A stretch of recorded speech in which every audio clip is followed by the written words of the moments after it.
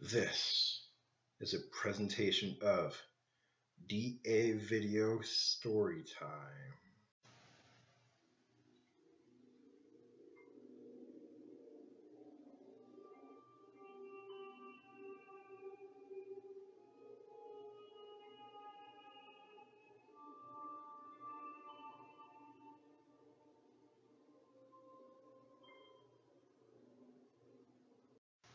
Touch by September Darlith. He and his girlfriend weren't the most romantic couple. Their idea of spicing up their relationship was making out in the dark. He came over to her house late one night when her parents were out of town and then laid down on her bed together. He turned off the bedside lamp, held her hands in his, and began kissing her gently. The thing about the darkness is that it heightens your other senses. The sound of her gentle breathing beginning to quicken, the sweet smell of perfume at the base of her neck, the taste of her lips, and the salt on her skin, the feel of nails beginning to dig into his shoulder. Despite the darkness, his eyes snapped open as he realized that both of her hands were still clasped firmly within his own.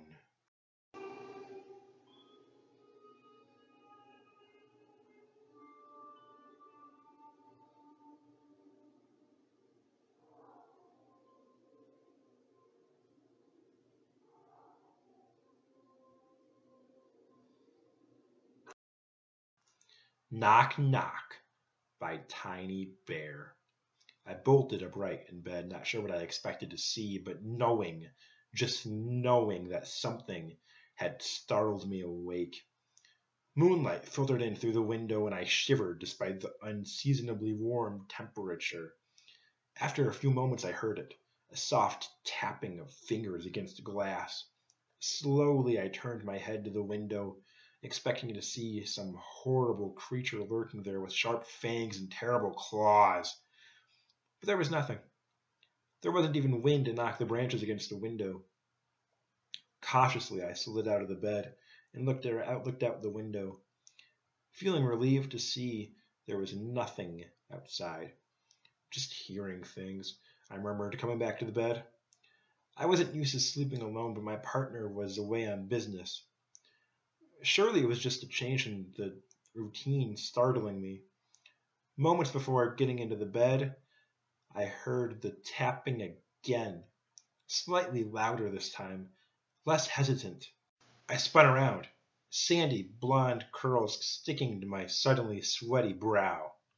The window was clear. A still and empty sky allowed the full moon to illuminate the ground below, revealing no one or thing outside. This time, a loud banging behind me, like fists pounding on glass, trying to escape. Against my better judgment, I crossed the bedroom to the bathroom, resting my hand against a warm wooden door before pushing gently. A bit of moonlight spilled into the room. Nothing different or odd, nothing jumping out, but I shivered again and leaned over to the light of the candle I knew would be to my left. The warm glow seemed much brighter than normal, and I jumped when I caught my reflection. It's just me, I trailed off as the me in the mirror raised its hand before flashing white fangs and shattering the glass.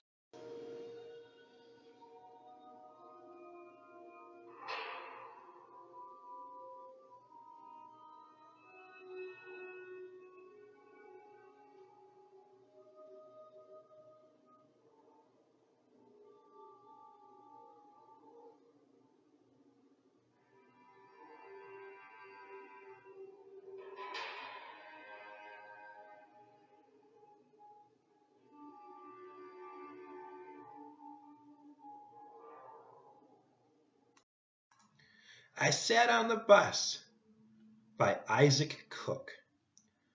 I sat on the bus on my way to school, listening to music and paying little to no attention to the other students.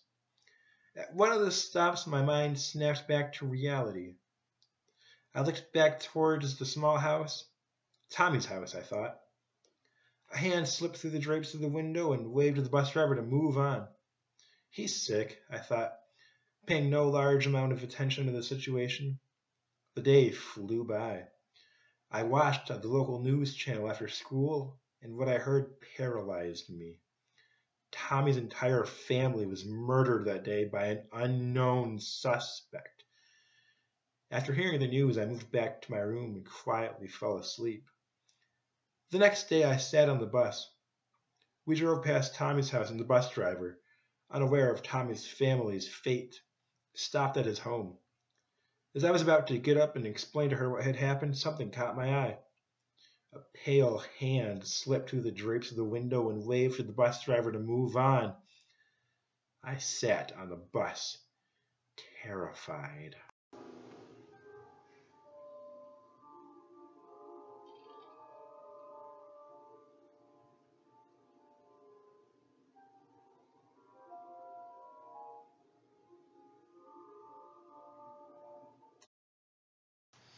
The Window by Josh H. I was in my bedroom, doing the typical at-home teenager thing, staying up late, looking around the internet and not paying attention to anything other than the internet. It was the early morning, around 2 a.m., and everyone in my house was asleep except for me. The room was nice and warm despite it being the dead of winter, since we had the windows replaced last week. We had been losing heat, especially in my bedroom, through some old storm windows, but the bitter cold was now kept outside. I don't remember what I was doing. I think in the terror that consumed me, I must have forgotten. I heard a noise at my window, not the sound of a bug flying into it, or the shrubs brushing up against it.